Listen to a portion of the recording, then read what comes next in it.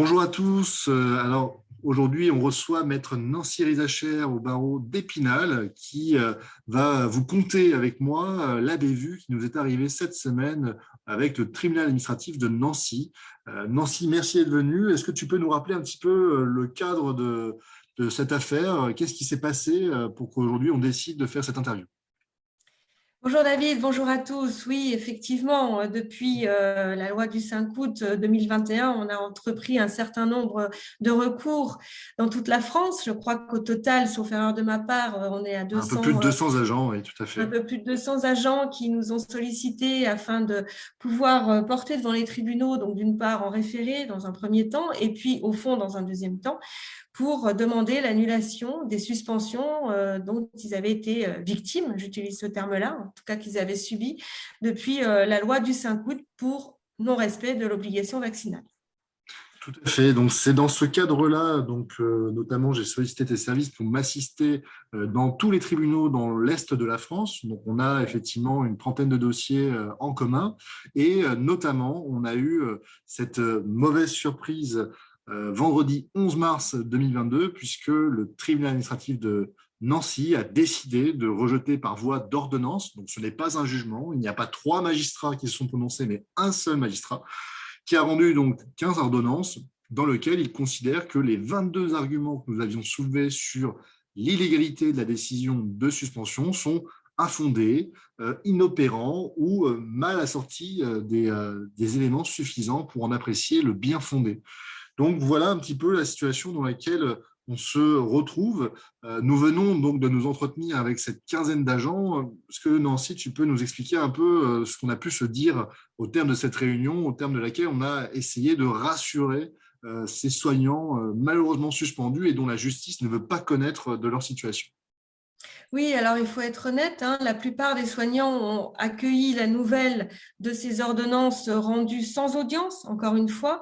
Ils ont été choqués, ils ont été de nouveau, on va dire, humiliés, puisque au-delà de toute cette procédure où on met au banc de l'hôpital et au banc de la société les soignants non vaccinés, là, ils ont reçu de plein fouet, par lettre recommandée lundi matin, des notifications de rejet, avec évidemment un langage juridique qui n'est pas toujours facile à décrypter. Et passé ce choc, on a pu s'entretenir avec eux tout à l'heure, hein, pendant plus de 40 minutes, pour justement expliquer les choses et démontrer ce qu'on allait faire. Parce qu'on ne va pas en rester là. Hein. Je pense que toi comme moi, on est remonté encore plus parce qu'aujourd'hui, on a des jurisprudences. Fort heureusement, on a eu des bonnes décisions devant certains tribunaux, hein, je pense notamment à Châlons, mais aussi à Nancy pour d'autres dossiers, mais en l'occurrence à Strasbourg aussi, enfin, le Grand Est, il y a eu En quand même fait, des bonnes oui, décisions. pour résumer, effectivement, on a eu des décisions favorables, notamment pour des agents en Heureusement, arrêt maladie et des agents administratifs travaillant dans des locaux administratifs matériellement distincts des lieux de santé. Et c'est effectivement, ça. là-dessus, la jurisprudence est assez contradictoire puisque certains tribunaux nous donnent raison, d'autres nous donnent tort, mais quoi qu'il en soit, il y a un véritable débat juridique. Nous, pour les C'est 15 clair. soignants qui nous concernent, ce n'étaient pas des agents en arrêt maladie, ni des agents administratifs travaillant dans des locaux administratifs. Et donc, alors qu'ils n'avaient déjà pas eu d'audience en matière de référé, ils n'auront pas plus d'audience pour un jugement au fond, ce qui est regrettable. Alors, pour ceux qui ne connaissent pas forcément la procédure administrative, on rappellera que la procédure est écrite et que donc l'audience n'est pas indispensable, mais pour avoir le sentiment que justice a été rendue, il est important quand même que les personnes qui ont fait ces recours puissent avoir eu le sentiment qu'un juge, notamment trois juges, se sont véritablement prononcés et penchés sur leur situation. Parce qu'il y a derrière aussi une question d'humanité.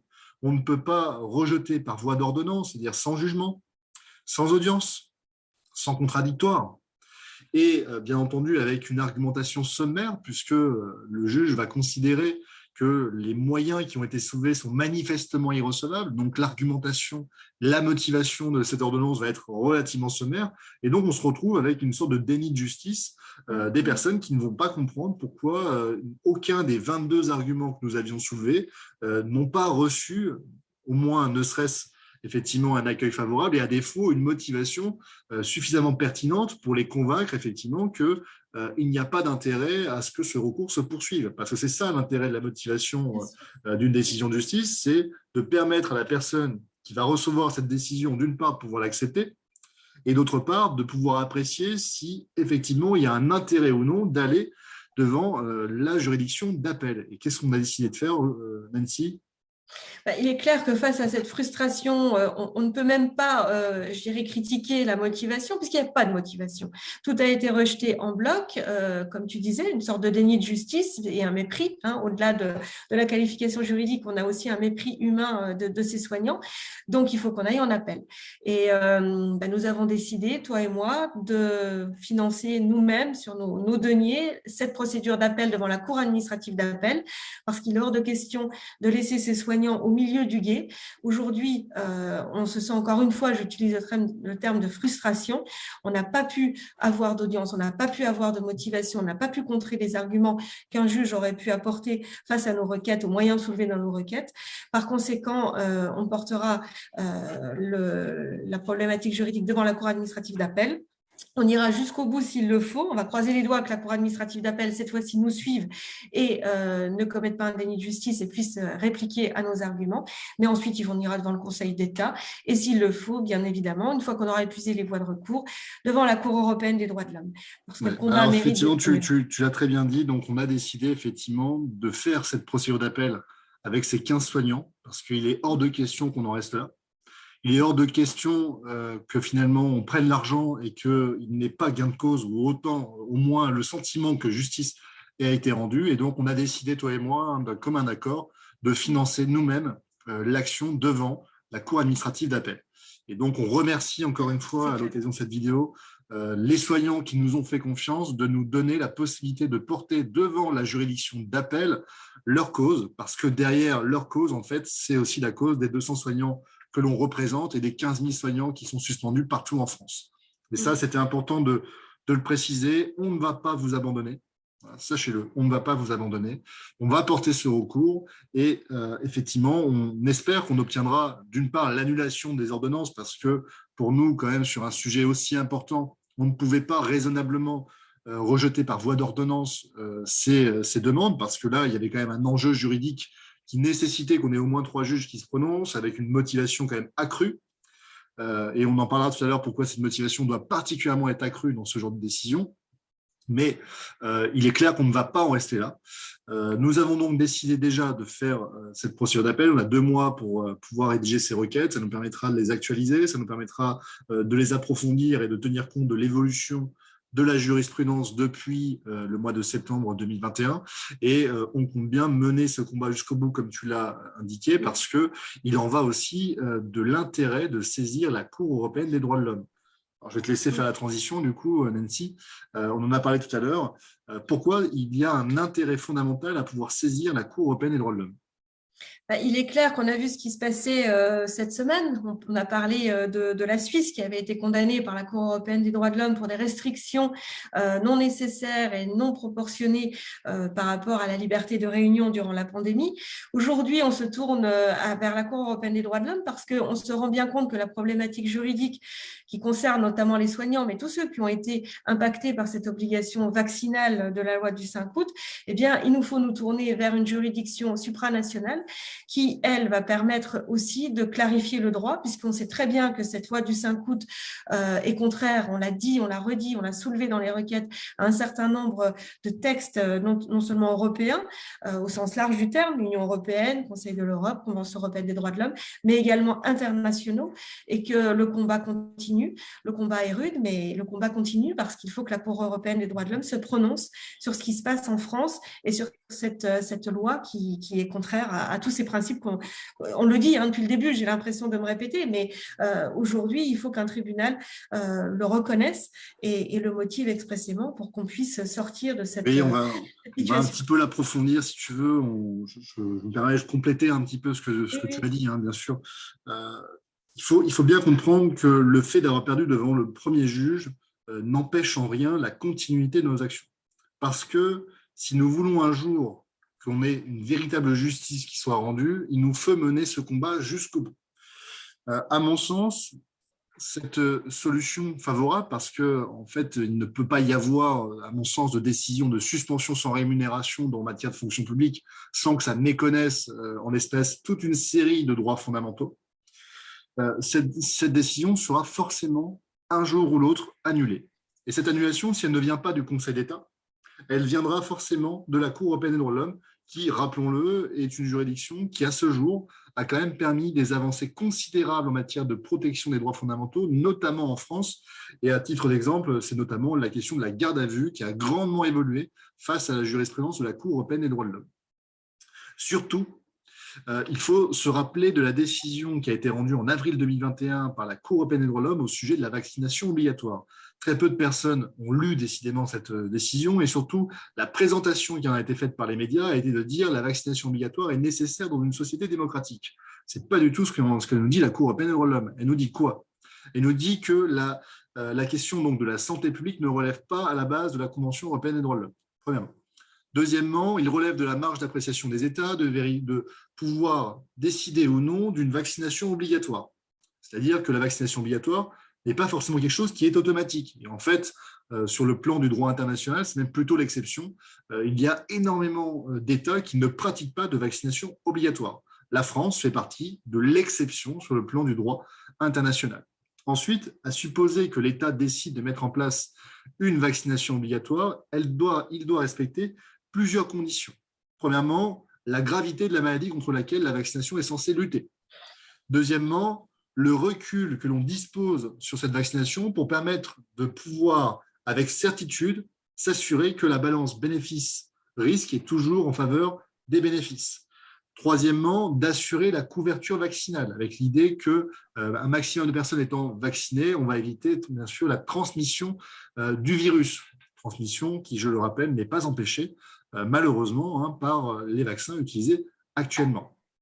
Quatrièmement, eh bien, le refus de vaccination ne doit pas entraîner de sanctions disproportionnées. Est-ce qu'une suspension sans rémunération à durée indéterminée n'est pas une sanction disproportionnée? Je vous laisse effectivement apprécier, mais vous constaterez en réalité qu'aucune des conditions fixées par la Convention européenne des droits de l'homme n'est satisfaite dans la situation actuelle.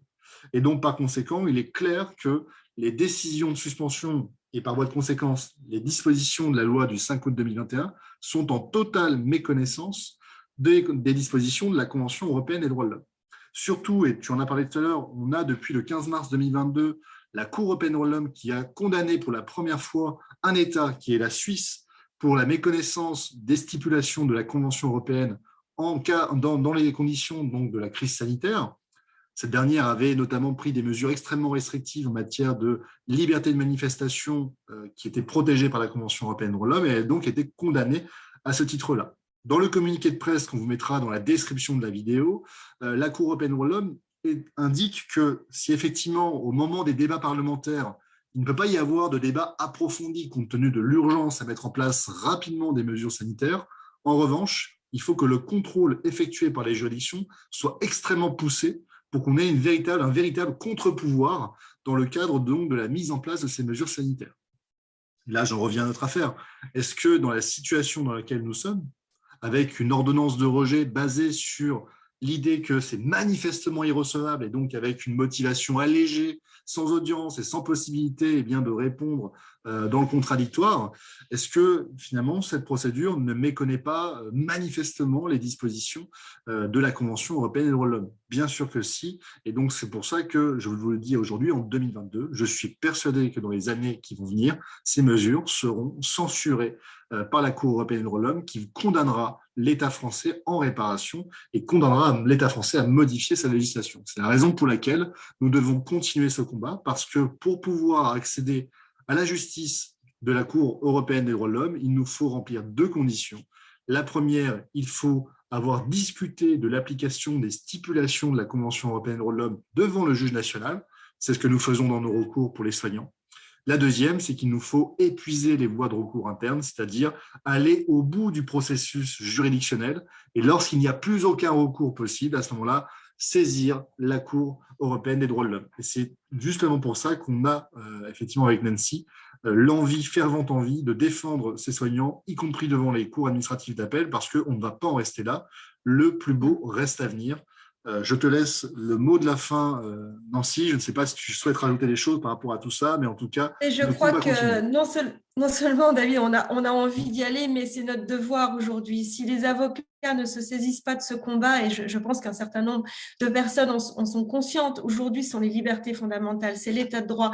Juste un petit exemple, Nancy ne fait pas d'audience. Marseille, tu as des audiences qui sont prévues. Il y a le principe d'égalité des citoyens, il y a le principe de la sécurité juridique. On ne peut pas tolérer aujourd'hui en France qu'il y ait de telles disparités et que le droit ne soit pas respecté. Donc, c'est même notre devoir d'aller jusqu'au bout et toi comme moi, j'en suis certaine, on ira jusqu'au bout. Tout à fait. En tout cas, donc n'hésitez pas à suivre nos exploits, hein, on les appelle comme ça, nos exploits. Donc abonnez-vous Nos à la aventures. chaîne. Abonnez-vous également à la chaîne de Nancy Rizacher qui va publier un certain nombre d'informations sur les recours qu'on va être amenés.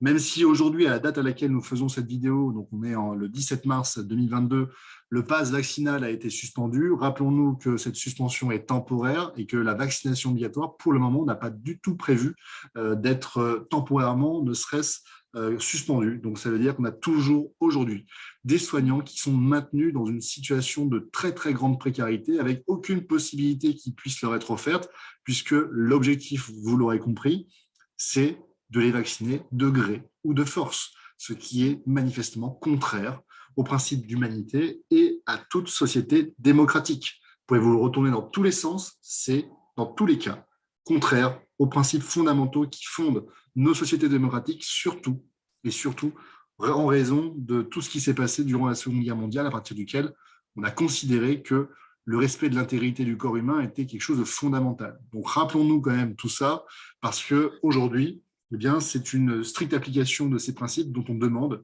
rien de plus. Donc n'hésitez pas à vous abonner, n'hésitez pas à partager bien sûr cette vidéo si vous l'avez trouvée instructive, et n'hésitez pas aussi à commenter la vidéo, ça permet d'une part de pouvoir vous répondre s'il y a des questions qui sont posées, et d'autre part d'aider à faire rendre la vidéo plus visible, puisque vous l'aurez compris, dès lors qu'on commence à dénoncer de véritables injustices, eh bien, l'algorithme des applications nous est très défavorable. Donc, voilà, si vous pouvez effectivement contribuer à la visibilité de cette vidéo, n'hésitez pas parce qu'il faut rassurer les soignants. Vous n'êtes pas seul, vous êtes simplement isolé et on va faire en sorte de briser cet isolement parce que vous n'allez pas rester dans cette situation et on fera notre maximum pour vous aider à ne pas rester dans cette situation. Merci beaucoup, Nancy. On Merci reste David, le en combat contact. continue. Le combat continue. Merci à tous et passez tous une très bonne journée. Merci, au Au revoir. revoir. Au revoir.